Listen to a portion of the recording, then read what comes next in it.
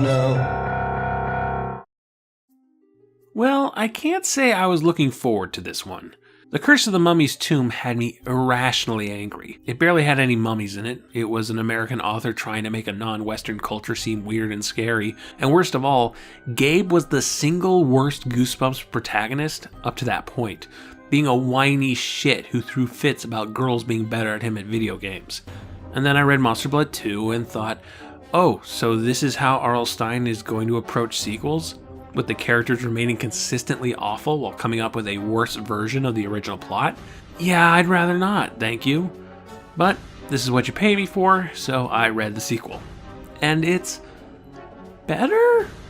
It's not good, but Return of the Mummy is actually a marked improvement over the first book, to the point that I almost tricked myself into thinking it was good. The most important improvement is that Gabe has mostly chilled the fuck out. It's been a year since the events of the last book, and Gabe is flying back to Egypt to once again visit his Uncle Ben and his cousin Sari. It would seem that he has matured enough to go to Cairo by himself, no parents this time around.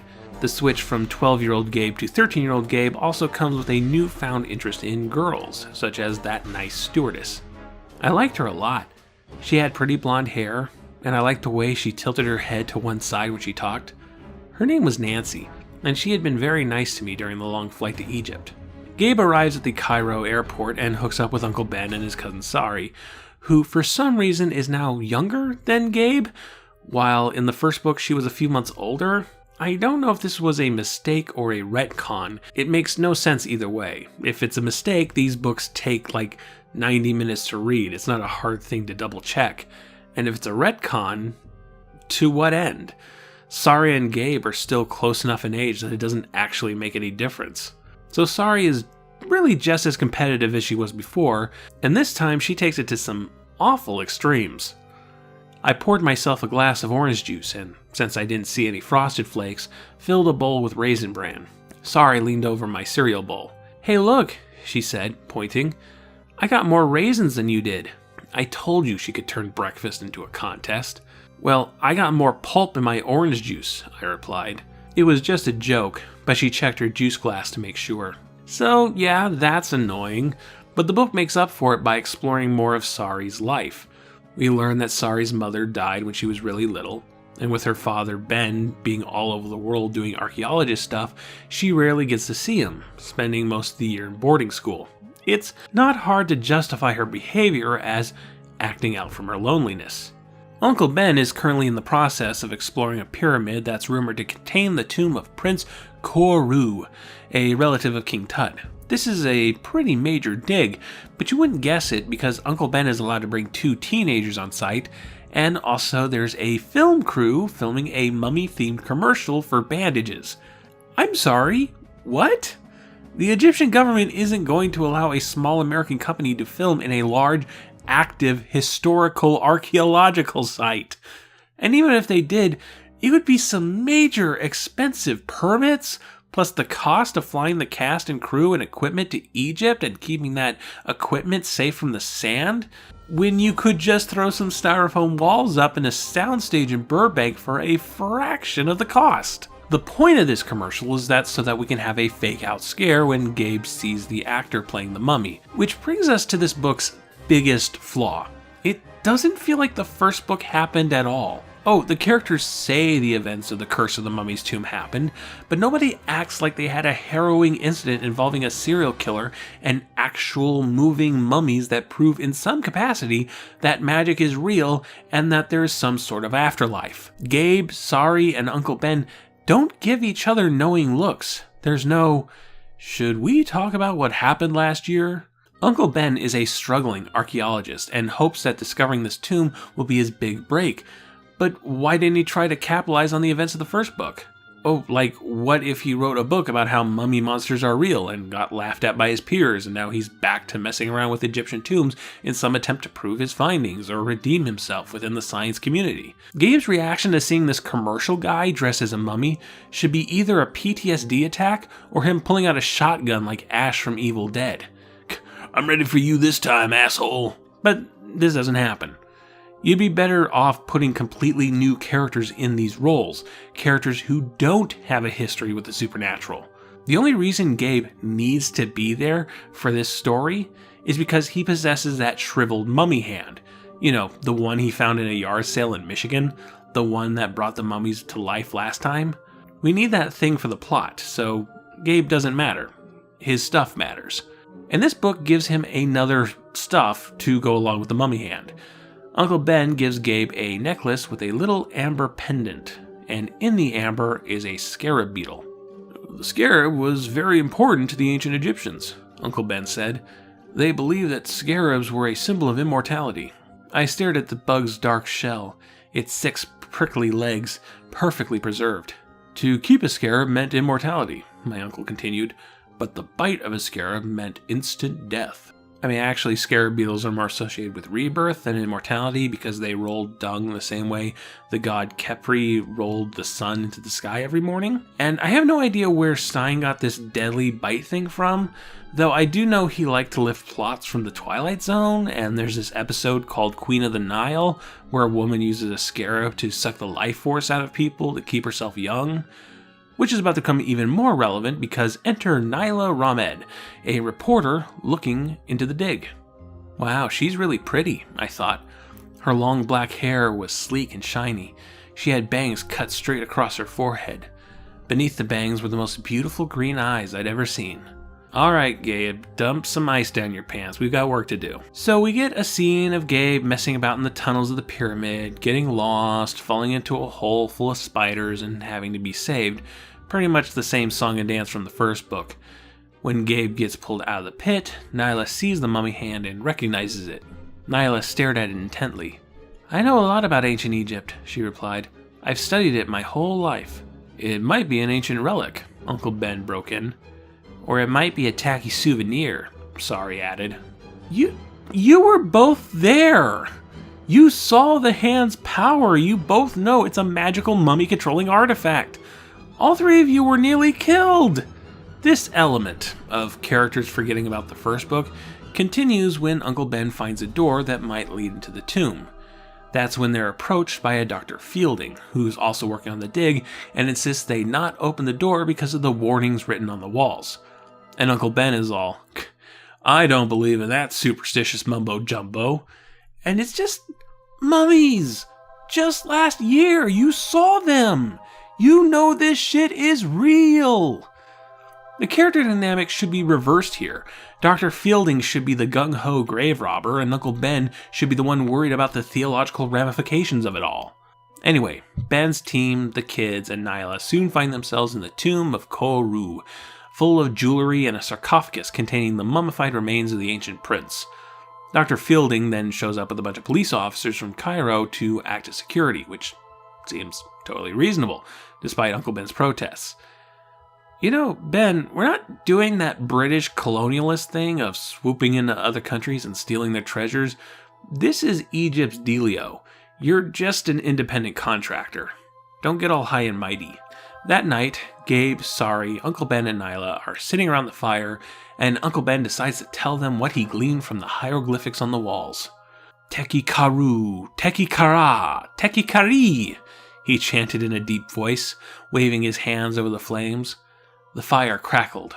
A twig made a loud popping sound that made my heart skip a beat. Are those the secret words? Sari demanded. Uncle Ben nodded solemnly. Those are the words of the hieroglyphics on the entrance of the tomb. So maybe the mummy just sat up and stretched? Sari asked. I'd be very surprised, Uncle Ben replied, climbing to his feet. You're forgetting, Sari. You have to chant the words 5 times. Oh, Sari stared thoughtfully into the fire. I repeated the words into my mind. Teki Karu, Teki Kara, Teki Kari. I needed to memorize the words. I had a plan to scare Sari. I know, I'm beating a dead horse at this point, but why did we bother bringing back these characters if they're going to act like the first book had no effect on them whatsoever? These should be the last characters playing around with Egyptian magic like they're some lughead tourists. At least in Monster Blood 2, Evan was all, no, not more Monster Blood, we should get rid of it. If that book was written like this one, Evan wouldn't even know what monster blood was. Okay, if I keep pointing this out, we'll be here for days, speeding things up. The kids witness Uncle Ben and Dr. Fielding enter the pyramid, but only Dr. Fielding comes out, and he doesn't respond when Sari calls out to him. The kids enter the pyramid to find Uncle Ben unconscious in the mummy sarcophagus. But where's the mummy? I opened my mouth to scream, but no sound came out. The mummy lurched stiffly through the chamber doorway. It stared straight ahead with its vacant, tarry eyes. Under the ancient layer of tar, the skull grinned at us. This is page 96 of 114, so once again, we're getting some very last-minute mummy action, but at least it's a mummy that's antagonizing our protagonist directly. Gabe goes for his little mummy hand to try and control it, but finds it missing. Then in walks Nile, the mummy hand in her possession, calling out to her brother, the mummy. Yes, Nile is actually thousands of years old. She also has one of those amber pendants like Gabe, but every night she turns into a scarab beetle and crawls into it, effectively becoming immortal. She's returned for her brother, so that they may rule Egypt together, like they did once upon a time. All she needed was the summoner, Gabe's mummy hand. Okay, so Nile is an infinitely cooler villain than Ahmed was in the first book. A 3,000-year-old Egyptian princess who turns into a beetle every night to maintain her immortality, playing the long game and taking over her homeland. Can we get a book just about her? There's actually a really subtle detail I liked. They make a point to tell us that the mummy's pretty short, like 5 foot nothing. And then Nile is introduced, and Gabe points out that she's even shorter than Sari, who is a tiny teenage girl. That feels like a tiny detail, but for R.L. Stine, it's among his best foreshadowing. Nile needs to get rid of the evidence, so she orders the mummy to attack the kids, but instead the mummy turns on her and starts strangling her. Siblings, am I right? The mummy moans, "Let me rest in peace." I gotta say, he's got a pretty good grasp on the English language, what with it not existing 3,000 years ago. Gabe actually tries to pry the mummy off of Nile, an odd heroic moment for these books, but in the tussle, Nila's amber amulet falls off and breaks. Its magic undone, Nile transforms into a scarab beetle and scuttles off. The mummy goes inert, lifeless once again, and Uncle Ben comes to. Turns out that it was Nile who knocked him out, and Dr. Fielding was running off to get the authorities. So the day is saved, and our heroes go back to their tents to sleep. "Well, the scarab crawled away and disappeared," she said. An evil smile crossed Sari's lips. "I'll bet that bug is waiting for you, Gabe. I'll bet it's waiting for you in your cot, waiting to bite you." I laughed. "Sorry, you'd say anything to try and scare me. You just can't stand the idea that I'm the hero." "You're right," she replied dryly. "I can't stand the idea. Good night, Gabe." A few minutes later, I was in my pajamas and ready for bed. What a night! What an amazing night! As I slid into the cot and pulled up the covers, I knew it was a night I would never forget.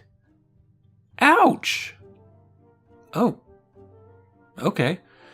That's the note the book ends on, and according to the Goosebumps wiki, this is the last book Gabe is in, so, he's dead. Gabe was bitten by the scarab beetle and is now dead. I'll admit, not the ending I was expecting. Do you think Nile could bite the monster blood kids next? But yeah, Gabe is murdered. The end. Again, Return of the Mummy is, pound for pound, a better book than Curse of the Mummy's Tomb. Gabe is a lot more likable, Sari got some character development, the villain is cooler, there's better mummy action, the pacing is better.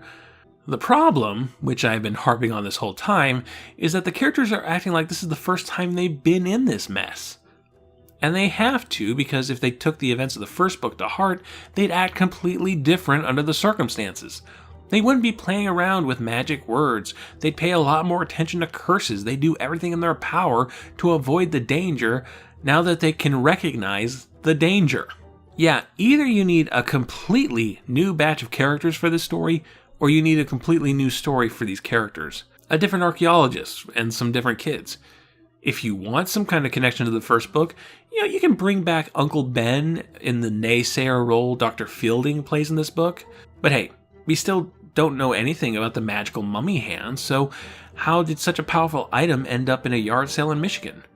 We could have the second book take place in Michigan, and Gabe accidentally awakens a mummy in a museum, and we have Gabe hiding his new mummy friend in his bedroom, and actually, I think that's the plot of a Disney Channel original movie. The book also has the same American tourist idea of Egypt aftertaste the first book had, but I find that in just about all media that uses mummies and ancient Egyptian culture for their horror fantasy. This book is really no different than, say, a Band-Aid commercial being filmed in a pyramid. So, yeah, better than the first book, in the same way that doing something half-assed is better than doing something no-assed. It's really not an accomplishment worth celebrating, though. I give Return of the Mummy 2 home enema kits out of 10.